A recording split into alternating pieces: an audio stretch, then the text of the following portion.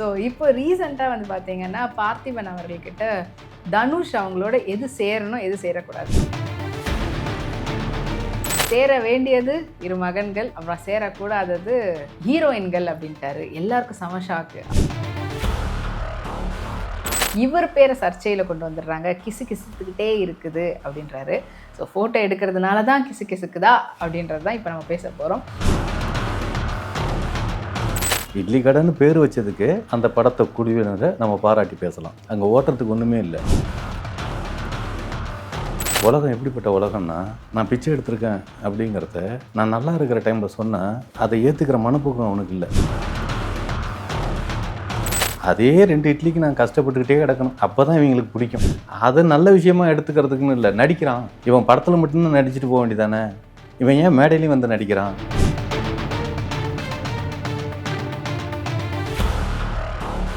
அப்போ அவர் நடிக்கலைன்றீங்களா? நான் பிச்சை எடுத்தேன் அப்படிங்கிறது பெருமையாது. நாளைக்கு நான் வந்து விஜய் மாதிரி முதலமைச்சராகி பனையூர் டெரிட்டரியில் எப்படி அவர் அரசியல் நடத்திட்டு இருக்காரோ அதே மாதிரி போயஸ்காரன் டெரிட்டரியில் நான் நடத்துவேன்.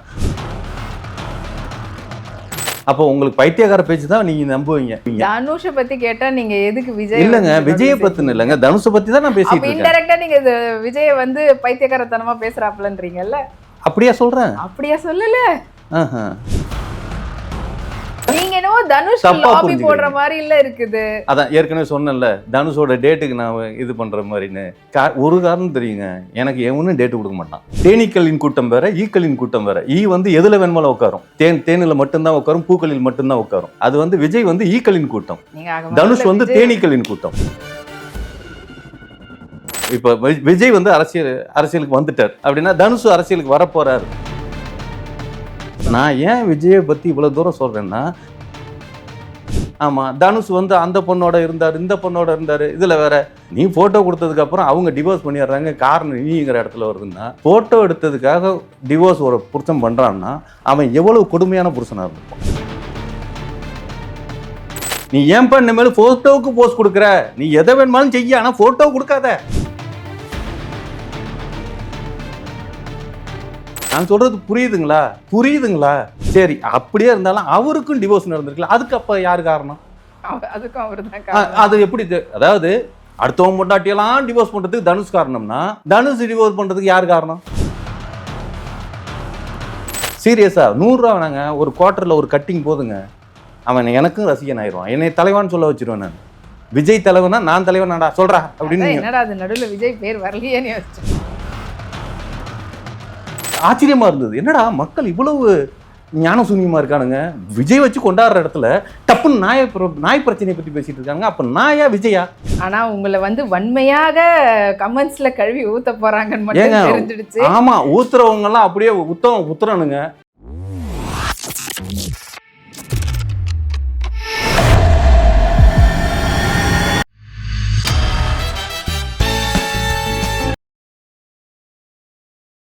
நேர்கள் அனைவருக்கும் வணக்கம். இன்னைக்கு நம்ம இடையே இணைஞ்சிருக்கிறவங்க இயக்குனர் நந்தவனம் நந்தகுமார் அவர்கள். வணக்கம் சார். வணக்கம். அப்படி ஒரு ரஜினி ஸ்டைல் ஒரு வணக்கத்தை போட்டு ஆரம்பிச்சாதான் சும்மா அவர் மாதிரியே டப்பன்னு எல்லா சினிமா விஷயங்களும் வெளியில் வரும். ஸோ இப்போ ரீசெண்டாக வந்து பார்த்தீங்கன்னா பார்த்திபன் அவர்கள்கிட்ட தனுஷ் அவங்களோட எது சேரணும் எது சேரக்கூடாது, அதாவது இந்த திருவிளையாடல் படத்தில் எப்படி வந்து நாகேஷ் வந்து சிவாஜி அவங்க கிட்ட அந்த கேரக்டரில் கேட்பாங்களோ அந்த மாதிரியான ஒரு கேள்வியை வந்து கேட்டாங்க ஹோஸ்ட் பண்ண ஆங்கர். அதுக்கு பட்டுன்னு இவர் பார்த்திபன் தான் தெரியுமே, எப்பவுமே வந்து ஒரு குதர்க்கமாகவும் அதே சமயத்தில் எப்படி பேசுவாருன்ட்டு, சேர வேண்டியது இரு மகன்கள், அப்புறம் சேரக்கூடாதது ஹீரோயின்கள் அப்படின்ட்டாரு. எல்லாருக்கும் செம ஷாக்கு. அப்புறம் பார்த்தா இல்லை, தேவையில்லாமல் அவங்க வந்து செல்ஃபி எடுக்கிறன்ற பேரில் இவர் பேரை சர்ச்சையில் கொண்டு வந்துடுறாங்க. கிசு கிசுத்துக்கிட்டே இருக்குது அப்படின்றாரு. ஸோ ஃபோட்டோ எடுக்கிறதுனால தான் கிசு கிசுக்குதா அப்படின்றது தான் இப்போ நம்ம பேச போகிறோம். இது மறைமுகமாக ஒரு வேளை பார்த்திபன் அவர்கள் சொன்ன விஷயமா? அதுக்கு முன்னால் வந்து பொதுவான ஒரு விஷயம் சொல்லிடணும். இட்லி வந்து ஏசியாவிலே வந்து பெஸ்ட் ஃபுட்டு இட்லி. அதாவது குழந்தைங்களுக்கு ரொம்ப தைரியமாக கொடுக்கலாம். மற்ற ஃபுட்டை விட அது வந்து முதல் உணவே சாப்பிட ஆரம்பிக்கிறது இட்லி தான் கொடுப்பாங்க அப்படிங்கிற ஒரு விஷயம். பட் அந்த இட்லியை மையப்படுத்தி ஒரு கதைக்குள்ளார ஒரு ட்ராவல் பண்ணியிருக்காங்க அப்படின்னா அது இப்போ ஏதோ ஒரு நல்ல விஷயத்த சொல்ல வர்றாங்க. நல்ல விஷயத்தை எல்லா காலகட்டங்கள்லையும் எல்லா நடிகரும் சொல்லிட மாட்டானுங்க. ஏதோ ஒரு சிலர் தான் நல்ல விஷயத்தை எடுத்து ட்ராவல் பண்ணுவாங்க. இட்லி கடைன்னு பேர் வச்சதுக்கு அந்த படத்தை குழுவினரை நம்ம பாராட்டி பேசலாம். அங்கே ஓட்டுறதுக்கு ஒன்றுமே இல்லை. இல்ல அது புரியுதுங்களா? சொல்லியிருந்தாரு. இந்த மாதிரி வெளிநாட்டில் நான் போயிருக்கும்போதெல்லாம் கூட எல்லாரும் டின்னருக்கு வெளியில் போனாங்க. எனக்கு வந்து இளையராஜா பாட்டை கேட்டுட்டு இருக்கும்போது, அந்த பாடல் வந்த நேரத்தில் என்னுடைய ஊரில் எங்கள் பாட்டி ஒருத்தவங்க இட்லி சுடுவாங்க. அதை வாங்குறதுக்கு காசு கூட இருக்காது. ஒரு 4 இட்லி சாப்பிட்றதுக்கு காசு இல்லாமல் அதை பூவெல்லாம் பறித்து கொடுத்து சாப்பிடுவோம். ஆனால் அந்த நிம்மதி இப்போ எவ்வளோ பெரிய ஸ்டார் ஹோட்டலில் சாப்பிட்டாலும் கிடைக்கல. ஸோ அதை யோசித்து தான் அந்த கதையை மையமாக வச்சோம். கொஞ்சம் நான் மிக்சிங்லேயும் உண்மை சம்பவங்கள்லாம் தழுவி எடுக்க போகிறோம்னு சொல்லி எடுத்த கதை அப்படின்றாரு. இது அதாவது இங்கே என்னென்னா, உலகம் எப்படிப்பட்ட உலகம்னா, நான் பிச்சை எடுத்திருக்கேன் அப்படிங்கிறத நான் நல்லா இருக்கிற டைமில் சொன்னால் அதை ஏற்றுக்கிற மனப்போக்கம் அவனுக்கு இல்லை. ஒன்று என்னை பற்றி என்ன நினைக்கிறான்னா, அதே 2 இட்லிக்கு நான் கஷ்டப்பட்டுக்கிட்டே கிடக்கணும். அப்போ தான் இவங்களுக்கு பிடிக்கும். ஆமாம், நான் இன்றைக்கி வந்து ஸ்டார் ஹோட்டல்லாம் சாப்பிட்டாலும் அந்த டேஸ்ட் எனக்கு இன்ன வரைக்கும் அந்த அந்த பாட்டிக்கிட்ட சாப்பிட்ட இட்லியில் இருக்கிற டேஸ்ட்டு இது வரைக்கும் எனக்கு இல்லைங்கிறது தான் அவர் சொன்ன கருத்து. அது நல்ல விஷயமா எடுத்துக்கிறதுக்குன்னு இல்லை. நடிக்கிறான், இவன் படத்தில் மட்டும்தான் நடிச்சுட்டு போக வேண்டியதானே, இவன் ஏன் மேடையிலையும் வந்து நடிக்கிறான் அப்படின்னு என்னை போல புரிஞ்சுக்கிட்ட தற்குறிகள். புரியுதுங்களா? அவ்வளோ அறிவாளித்தனமாக பேசுவாங்க. அவ்வளோ ஜீனியஸ். நம்ம அவ்வளோ ஜீனியஸில். அப்போ அவர் நடிக்கலைன்றீங்களா? எதுக்குங்க நடிக்கணும்? ஒரு மனுஷன் உண்மையை சொல்கிறான், ஒரு மனுஷன் உண்மையை சொல்லி பேசிட்டு போகிறான். நான் பிச்சை எடுத்தேன் அப்படிங்கிறது பெருமையாது, நான் கஷ்டப்பட்டேன் அப்படின்னு சொல்கிறது அத்தனை பேர் மேடையில் சொல்கிறது பெருமையாது. ஒரு மனிதனுக்கு பெருமை இல்லாத ஒரு விஷயம். அதை சொல்லணுன்னா என்னை போல இருக்கிற ஒருத்தனும் இந்த இடத்துக்கு நாளைக்கு வரலாங்கிற ஒரு என்ன சொல்கிறது ஊன்றுகோல். ஏன் அதை விட ஒரு கான்ஃபிடென்ட் அந்த பேச்சு யாரும் சொல்ல முடியும்? நான் இப்படி இருந்தேன் ஒரு காலத்தில், இன்னைக்கு நான் இப்படி இருக்கிறேன். அங்கே உட்காந்துருக்க நீ நாளைக்கும் இப்படி இங்கே வந்து நிற்கலாம், அந்த நம்பிக்கையோடு இரு அப்படிங்கிறது வந்து இது ஒரு அப்துல் கலாம் கொடுக்குற ஸ்பீச்சோட லெவல். இது நீங்க என்ன பொட்டுன்னு என்னங்க பொட்டுன்னா உண்மைதானங்க. அவர்களோட ஒப்பிட்டு சொல்ல ஆரம்பிச்சு உடனே வந்து தனுசு வச்சு நீங்கள் கதை பண்ணி படம் பண்ண போகிறீங்களா, அதுக்காக நீங்கள் ஐஸ் வைக்கிறீங்களான்னு உடனே பார்க்குறவன் அதான் பேசுவாங்க. ஏன்னா நம்ம ஆளுங்களோட புத்தி நம்ம புத்தி மாதிரி தானே இருக்கும். அதனால சொல்கிறேன். அதெல்லாம் வந்து இல்லை, இதுக்கு முன்னாடி அவர் வந்து அந்த மாதிரி நிறைய ஒரு மாதிரி ஆர்டிஃபிஷியலாக அவர் பண்ணதுனால தான் அவர் இப்படி உண்மையாக அவர் அனுபவிச்சது சொல்லும் போதும் அது கரெக்டாக போய் சேரலையோ அப்படின்ற மாதிரி கூட எடுத்துக்கலாமா? இது ஆர்டிஃபிஷியல் உண்மைன்னு இந்த இன்சிடென்ட் இருக்குல்ல, இதுக்கு முன்னாடி அவர் அவர் நிறைய எல்லா டைமும் இப்படி தான் பேசிகிட்டு இருக்காரு. புரியுதுங்களா? எல்லா டைமுமே என்றைக்குமே வந்து பழைய கதையை பேசுகிறது அப்படிங்கிறது வந்து பழைய கதைன்னு கிடையாது. அதில் தான் உண்மை இருக்குது. நடந்து முடிஞ்ச விஷயங்கள் நம்ம செஞ்ச உண்மை சம்பவத்தின் அடிப்படையில் இருக்குது. நடக்க போகிறதுங்கிறது நம்ம கற்பனை, நம்மளோட ஆசைகள். நான் நாளைக்கு சேட்டட் ஃப்ளைட்டில் போவேன், நாளைக்கு நான் வந்து விஜய் மாதிரி முதலமைச்சராகி நான் வந்து என்ன சொல்கிறது பனையூர் டெரிட்டரியில் எப்படி அவர் அரசியல் நடத்திட்டு இருக்காரோ அதே மாதிரி போயஸ்காரன் டெரிட்டரியில் நான் நடத்துவேன் அப்படின்னு இப்படி தனுஷ் வந்து என்ன நாளைக்கு நான் உங்களுக்கு மக்களுக்கு நான் 2 இட்லி இல்லை உங்களுக்கு வந்து எல்லா ஸ்கூல்லையுமே காலையில் இட்லி இலவசம்தான், 4 இட்லி ஒரு கெட்டி சட்னி உங்களுக்கு உண்டு அப்படின்லாம் சொல்லி பேசுனா அது வந்து பைத்தியக்காரனா நீங்கள் பார்ப்பீங்களா இல்லையா? நடந்து முடிஞ்ச இட்லி கதையை சொன்னால் உண்மையான ஃபீல் வரும். நடக்க போகிற இட்லி கதையை சொன்னால் உங்களுக்கு உண்மையான ஃபீல் வருமா, பைத்தியக்கார ஃபீல் வருமா? அப்போ உங்களுக்கு பைத்தியக்கார பேச்சு தான் நீங்கள் நம்புவீங்க. விஜயை நின்று பேசுகிற விஷயங்கள்லாம் நீங்கள் நம்புவீங்க. தனுஷை பற்றி கேட்டால் நீங்கள் எதுக்கு விஜய்? இல்லைங்க, விஜயை பற்றின்னு இல்லைங்க, தனுஷை பற்றி தான் நான் பேசிட்டு இருக்கேன். இன்டெரக்டாக நீங்கள் விஜயை வந்து பைத்தியக்காரத்தனமாக பேசுகிறாப்புலன்றீங்கல்ல? அப்படியா சொல்கிறேன்? அப்படியா சொல்லலை? ஐயோ புரிஞ்சு பார்த்தீங்களா? இப்போ கூட நீங்க என்னவோ தனுஷ் லாபி போடுற மாதிரி இல்ல இருக்குது. அதான் ஏற்கனவே சொன்னேன்ல, தனுஷோட டேட்டுக்கு நான் இது பண்ற மாதிரின்னு. ஒரு காரணம் தெரியுங்க, எனக்கு எவனும் டேட்டு கொடுக்க மாட்டான். எனக்கு தெரியும் என்னை பத்தி. புரியுதுங்களா? எவன்ட்டு ஆமா நம்ம பேசின பேசுக்கும் நம்ம எடுத்து வச்ச பேருக்கும் ஆமா நம்ம என்னதான் டேலண்டா இருந்தாலும் நமக்கு எவனும் வாய்ப்பு கொடுக்க மாட்டாங்கிறது எனக்கு நல்லா தெரியும். இருந்தாலும் பட் மேபி இது டிஃபரண்ட், உங்களுடைய மூவி வர்க்ன்றது டிஃபரண்ட்ல. நீங்க சோஷியலா ஒரு பார்வையா பார்க்கறோம். ஓகே, இவன் ஏன் அப்படியே பேசிக்கிட்டு இருக்கான் அப்படிங்கிறது போக அதுல உண்மைத்தன்மை இருக்கு. ரொம்ப இந்த டைம்ல இந்த காலகட்டங்களில் இப்படி பேசணுங்கிற இது வந்து ஏன் தன்னை தாழ்த்தி ஏன் பேசணும்? ஒரு மனிதன் எப்போதுமே லெவல் மேலே ஏறிட்டான்னா தன்னை தாழ்த்துற வேண்டிய அவசியமே இல்லையாங்க.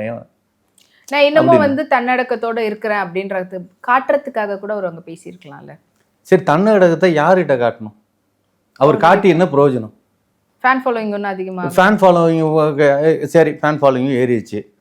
நல்ல படம் எடுத்தானே ஓடும். நல்ல படம் எடுக்கலைன்னா உங்களுக்கு ஏன் நீங்கள் திருச்சிற்றம்பலம் படம் ஓடிச்சு, சைலண்டாக சூப்பர் ஹிட் படம். அதுக்கப்புறம் அந்த குபேராங்கிற படம் ஃப்ளாப்பு தெரியுமா? அப்போ நல்ல ரசிகர்கள் சூப்பர் தானே, ஓட வைக்க வேண்டியதானே. எந்த கம்யூனிட்டியும் ஓட வைக்க மாட்டான். நம்ம நல்லா படம் எடுத்தால் தான் அதை பார்க்க வருவோம். நான் நடிச்சிட்டேன், எனக்கு ஃபாலோவிங்கை நான் என்கரேஜ் பண்ணிட்டேன், அதனால ஓடி போச்சு அப்படின்லாம் என்ன புரியுதுங்களா? அதாவது இந்த இப்போ விஜய் வந்து கூட்டத்தை பார்த்துட்டு நம்ம தான் முதலமைச்சர்னு ஒரு கனவுல இருக்கிறது மாதிரி நம்ம நினைச்சிருக்கோம். படத்தை பத்தி பேசுங்க. கடத்தை பத்தி தான் நான் பேசுறேன். ஐயோ, அதாவது உதாரணத்துக்கு சொல்லி ஒரு கதை படத்தோட வேற ஒரு படத்தோட ஒப்பிட்டு சொல்லுங்க, இல்ல வேற ஒரு ஆடியோ லான்ச்சோட பேசின பேச்சோட ஒப்பிட்டு சொல்லணும். அதெல்லாம் ஆடியோ லான்ச் தாங்க. விஜய் பண்றது எல்லாமே ஆடியோ லான்ச் தான். நீ உங்களுக்கு வந்து அரசியல் கட்சி மேடையா தெரியுது உங்களுக்கு.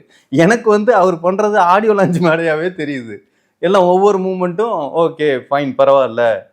ஆமாம், ஈக்களின் கூட்டம் அப்படிங்கிறது மாதிரி ஒரு ஃபீல் ஒன்று இருக்குது. தேனீக்களின் கூட்டம் வேற, ஈக்களின் கூட்டம் வேற. வந்து எதில் வேணுமாலும் உட்காரும். தேனில் மட்டும்தான் உட்காரும், பூக்களில் மட்டும்தான் உட்காரும். புரியுதுங்களா? அது வந்து விஜய் வந்து ஈக்களின் கூட்டம், தனுஷ் வந்து தேனீக்களின் கூட்டம். அதை முதல்ல புரிஞ்சுக்கணும். நீங்க வந்து விஜய டார்கெட் பண்ணிட்டீங்க. இல்லைங்க, நான் திருப்பி சொல்றேன், நீங்க புரிஞ்சுக்க மாட்டேங்கிறீங்க. ஆமா, என்ன இப்ப விஜய் வந்து அரசியலுக்கு வந்துட்டார் அப்படின்னா தனுஷ் அரசியலுக்கு வரப்போறார் அப்படிங்கிற ஒரு சூழ்நிலை தான் இருந்ததுன்னா நீங்க சொல்றது மாதிரி நான் சரி அப்படின்னு சொல்லிட்டு இருக்கலாம். அப்படியெல்லாம் இல்லையே. அப்படி ஏதாவது இருக்கா என்ன? அவர் இப்போ வரைக்கும் எதுவும் சொல்லலை. இது வரைக்கும் யாரும் சொல்லலைல்ல. அப்படி சொன்னாலும் சொன்னா அப்ப தனுஷ் எதிர்த்து பேச ஆரம்பிச்சிடலாமா? யாருமே நாட்டுக்கும் நாட்டு மக்களுக்கும் நல்லது செய்யற விஷயத்துக்கு யாரு வந்தாலுமே அதை வரவேற்க. நான் ஏன் விஜயை பத்தி இவ்வளவு தூரம் சொல்றேன்னா, நீங்க இத்தனை மேடை பேச்செல்லாம் பேசுனீங்க.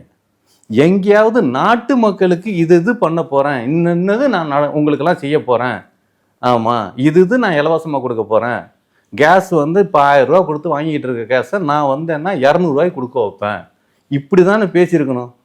எனக்கு எதிரி திமுக, எனக்கு இவன் சொல்றான் அவன் சொல்றான், இந்த பேச்சாடா எங்களுக்கு தேவை. நான் சொல்றது புரியுதுங்களா? ஒரு மனிதனை ஏன் கிரிட்டிக்ஸ் பண்றோங்கிறதுக்கு ரீசன்ஸ் பார்க்கணும். நாட்டுக்கும் நமக்கும் என்ன சொல்ல போறாங்க, என்ன கிடைக்க போகுது. இது வரைக்கும் நம்ம எவ்வளவு இலவசம் வாங்கிக்கிட்டு இருக்கோம். இந்த இலவசத்தை அடுத்த ஆட்சி மெயின்டைன் பண்ணுவானுங்களா? அதுக்கு வக்கு இருக்கா? புரியுதுங்களா? இன்னைக்கு பஸ்ல இலவசமா போறோம், எவ்வளவு விஷயங்கள் இலவசமா கிடைச்சிக்கிட்டு இருக்குது. இந்த இலவசத்தை மறுபடியும் ரீகால் பண்ணாவே பெரிய விஷயமே. நான் இந்த ஆட்சி நல்லது நடத்திட்டு இருக்கு அப்படிங்கிற அந்த மாதிரி ஆஸ்பெக்ட்லயே நான் சொல்ல வரல. இன்னைக்கு இருக்கிற விஷயத்த நாளைக்கு நடத்துறதே பெரிய விஷயம். கொண்டு போவாங்களா? அதுவே அப்படியெல்லாம் இருக்கிறப்ப இதுல வந்து இவங்களை பத்தி அவங்கள பத்தி இப்படி ஒரு டைம்ல தான் நம்ம இதெல்லாம் சொல்லிக்க முடியும். ஆமா, தனுஷ் வந்து அந்த பொண்ணோட இருந்தாரு, இந்த பொண்ணோட இருந்தாரு, இதுல வேற இது பார்த்திபன் மிக அழகா சொன்னாரு. ஆமா, நீ இனிமேல் யாருக்கும் போட்டோவுக்கு போஸ் கொடுக்காதப்பா. ஆமா, நீ போட்டோ கொடுத்ததுக்கு அப்புறம் அவங்க டிவோர்ஸ் பண்ணிடுறாங்க, காரணம் நீங்கிற இடத்துல வருதுன்னா ஒரு விஷயம் போட்டோ எடுத்ததுக்காக டிவோர்ஸ் ஒரு புருஷன் பண்றான்னா அவன் எவ்வளவு கொடுமையான புருஷனா இருந்திருப்பான், கொஞ்சம் யோசிச்சு பாருங்க. அப்போ டிவோர்ஸ் ஆனவங்க எல்லா புருஷனும் கொடுமையான புருஷங்க அப்படின்றீங்களா? ஆமாங்க, ஏதோ ஒரு விதத்துல டிவோர்ஸ் அப்படிங்கிற ஒரு விஷயம், ஒரு பேர் ஹஸ்பண்ட் அண்ட் ஒய்ஃப் அப்படிங்கிற இடத்துக்குள்ளார ஒரு டிவோர்ஸுங்கிற ஒரு இடத்துக்கு போச்சுன்னா யாரோ ஒரு சைடு ஒரு பேட் அப்படிங்கிற ஒரு திங் இருக்குமா இருக்காதா? புரியுதுங்களா? பேடுங்கிறதுனா நீங்கள் என்னன்னா அவங்களோட செயல்பாடுகள் அந்த மாதிரி விஷயங்கள்லாம் சொல்ல வரல. நீங்கள் கொரட்டை விட்டா டிவோர்ஸ் பண்ணிட்டு போகிறாங்க. புரியுதுங்களா? தட்டில் இறைச்சி சாப்பிட்டாவே டிவோர்ஸ் ஆயிரும். தட்டில் ஒழுங்காக சாப்பிட்றதுக்கு இந்த சில பேர்லாம் இருக்காங்க, ஆர்டிசம் மாதிரியே பண்ணுவாங்க வீட்டில். ஆமாம், வெளியில் போகிறப்ப அதே மாதிரி பொண்ணுங்களை வந்து சட்டியில் வச்சு சாப்பிடுவாங்க. வெளியில் போகிறப்ப அப்படியே தோசையை பிச்சு சாப்பிட்றப்ப எல்லாம் அழகாக அந்த பொண்ணு சாப்பிடுதுப்பா. சீரியஸாங்க. வீட்டில் ஒரு முகம், வெளியில் ஒரு முகம், இப்படி இருக்கிறதுனால மட்டும்தான் டிவோர்ஸுங்கிற இது போகுது. அதுக்கு காரணம் வந்து எவனையாவது காரணம் சொல்லணும். அதுக்கு இந்த ஆள் அப்பப்போ எல்லா பொண்ணுங்களோடையும் போட்டோ கொடுத்துட்றாரா போஸ்? மற்ற நடிகர்கள்லாம் வந்து பொண்ணுங்களோட போட்டோவே எடுத்தது இல்லையா, ஹீரோயின்களோட போட்டோவே எடுத்தது இல்லையா? தனுஷ் கூட மட்டும்தான் நடிகைகள் வந்து போட்டோ எடுக்கிறாங்களா? அதுதாங்க, அந்த போட்டோ எடுக்கிறதுனால தான், அந்த போட்டோவுக்கு இவரு போஸ் கொடுக்கறதுனால தான் இவர் பேரு கெட்ட பேர் ஆகுது. நீ ஏன்பா இனிமேல் போட்டோவுக்கு போஸ்ட் கொடுக்குற, நீ எதை வேணுமாலும் செய்ய, ஆனா போட்டோ கொடுக்காத. நான் சொல்றது புரியுதுங்களா? புரியுதுங்களா? புரியுதுங்களா? புரியுதுங்க, புரியுதுங்க, புரிஞ்சிருச்சுங்களா? சரி. அதனால இனிமேல் எது அதாவது போட்டோவுக்கு போஸ்ட் கொடுக்காதீங்க. அவர் இன்டைரக்டா லீக்ஸை பத்தி பேசிட்டு இருக்கிறாரு. அதாவது அது இன்டைரக்ட்லாம் சொல்ல, டைரக்ட்லாம் சொல்ல. இனிமேல் வந்து ஏன்னா எவன் டிவோர்ஸ் பண்ணாலும் ஏதோ கோர்ட்ல இருக்கிற எல்லா கேஸுக்கும் இவர் தான் காரணங்கிறது மாதிரியே என்னத்தை சொல்றது? அது எந்த விதத்துல நியாயம்? சரி, அப்படியே இருந்தாலும் அவருக்கும் டிவோர்ஸ் நடந்திருக்கல, அதுக்கு அப்ப யாரு காரணம்? அதுக்கும் அவர் தான் காரணம். அது எப்படி அதாவது அடுத்தவங்க பொண்டாட்டியெல்லாம் டிவோர்ஸ் பண்றதுக்கு தனுஷ் காரணம்னா, தனுஷ் டிவோர்ஸ் பண்றதுக்கு யார் காரணம்? மறுபடியும் தனுஷ் இதை சொல்லுவாங்க. புரியுதுங்களா? ஊரு தப்பா தாங்க பேசுவோம். ஒரு மனிதன் உச்சத்துல இருந்துகிட்டு இருந்தானா, மேல மேல படியில ஏறிட்டு போயிருந்தானா அவனை இப்படிதான் பேசுவாங்க. இங்க தமிழ் சினிமாவில இருந்து ஒரு சிலர் மட்டும்தான் ஹாலிவுட் வரைக்கும் போய் தொட்டிருக்கானுங்க. புரியுதுங்களா?